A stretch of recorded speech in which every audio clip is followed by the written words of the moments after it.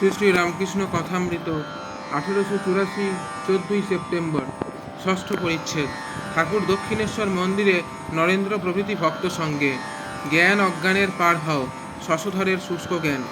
ঠাকুর শ্রীরামকৃষ্ণ মধ্যাহ্ন সেবার পর দক্ষিণেশ্বর মন্দিরে ভক্ত সঙ্গে ঘরে বিশ্রাম করিতেছেন। আজ নরেন্দ্র ভবনাথ প্রভৃতি ভক্তেরা কলিকাতা হইতে আসিয়াছেন। মুখুজ্জে ভাতৃদ্বয়, জ্ঞানবাবু, ছোটগোপাল, বড়কালী প্রভৃতি এঁরাও আসিয়াছেন। কোন্নগর হইতে 3-4টি ভক্ত আসিয়াছেন। রাখাল শ্রী বৃন্দাবন বলরামের সহিত আছেন। তাহার জ্বর হইয়াছিল, সংবাদ আসিয়াছে। আজ রবিবার, কৃষ্ণা দশমী তিথি, 30শে ভাদ্র 1291, 14ই সেপ্টেম্বর 1884। নরেন্দ্র পিতৃবিয়োগের পর মা ও ভাইদের লইয়া বড়ই ব্যতিব্যস্ত হইয়াছেন। তিনি আইন পরীক্ষার জন্য প্রস্তুত হইবেন। জ্ঞানবাবু 4টে পাস করিয়াছেন ও সরকারের কর্ম করেন। তিনি 10টা-11টার সময় আসিয়াছেন। শ্রীরামকৃষ্ণ জ্ঞানবাবু দৃষ্টে। কি গো, হঠাৎ যে জ্ঞানোদয়? জ্ঞান সহাস্যে। আজ্ঞে, অনেক ভাগ্যে জ্ঞানোদয় হয়। শ্রীরামকৃষ্ণ সহাস্যে। তুমি জ্ঞান হয়ে অজ্ঞান কেন? ও বুঝেছি, যেখানে জ্ঞান সেখানেই অজ্ঞান। বশিষ্ঠদেব অত জ্ঞানী, পুত্রশোকে কেঁদেছিলেন। তাই তুমি জ্ঞান অজ্ঞানের পার হও। অজ্ঞান কাঁটা পায়ে ফুটেছে, তুলবার জন্য জ্ঞান কাঁটার দরকার। তারপর তোলা হলে 2 কাঁটাই ফেলে দেয়। এই সংসার ধোঁকার টাটি। জ্ঞানী বলছে, যিনি জ্ঞান অজ্ঞানের পার, তিনি বলছেন মজার কুঠি। সে দেখে ঈশ্বরই জীবজগৎ, এই চতুর্বিংশতি তত্ত্ব সব হয়েছেন। তাকে লাভ করার পর সংসার করা যেতে পারে, তখন নির্লিপ্ত হতে পারে। ওদেশে ছুটোরদের মেয়েদের দেখেছি, ঢেঁকি নিয়ে চিড়ে কোটে, এক হাতে ধান নাড়ে, এক হাতে ছেলেকে মাই দেয়। আবার খরিদ্দারের সঙ্গে কথাও করছে। তোমার কাছে 2 আনা পাওনা আছে, দাম দিয়ে যেও।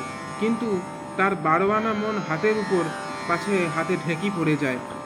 12 আনা মন ঈশ্বরেতে রেখে 4 আনা লয়ে কাজকর্ম করা। শ্রীযুক্ত পণ্ডিত শশধরের কথা ভক্তদের বলিতেছেন। দেখলাম একঘেয়ে, কেবল শুষ্ক জ্ঞান বিচার নিয়ে আছে। যে নিত্যতে পৌঁছে লীলা নিয়ে থাকে, আবার লীলা থেকে নিত্যে যেতে পারে, তারই পাকা জ্ঞান, পাকা ভক্তি। নারদাদি ব্রহ্মজ্ঞানের পর ভক্তি নিয়েছিলেন, এরই নাম বিজ্ঞান। শুধু শুষ্ক জ্ঞান, ও যেন ভস করে ওঠা তুবড়ি, খানিকটা ফুলে কেটে ভস করে ভেঙে যায়।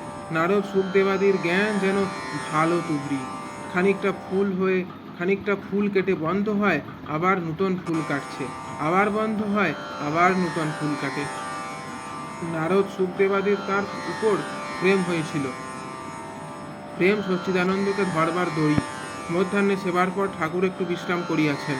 বকুলতলায় বেঞ্চের মতো যে বসিবার স্থান আছে, সেখানে 2-4 জন ভক্ত উপবিষ্ট আছেন ও গল্প করিতেছেন।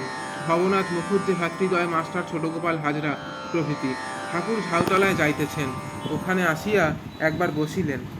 হাজরা ছোটগোপালকে, একে একটু তামাক খাওয়াও। শ্রীরামকৃষ্ণ সহাস্যে। তুমি খাবে তাই বলো। সকলের হাস্য। মুখুজ্জে হাজরাকে, আপনি এর কাছ থেকে অনেক শিখেছেন। শ্রীরামকৃষ্ণ সহাস্যে। না, এর বাল্যকাল থেকেই এই অবস্থা। সকলের হাস্য। ঠাকুর ঝাউতলা হইতে ফিরিয়া আসিতেছেন। ভক্তেরা দেখিলেন, ভাবাবিষ্ট, মাতালের ন্যায় চলিতেছেন।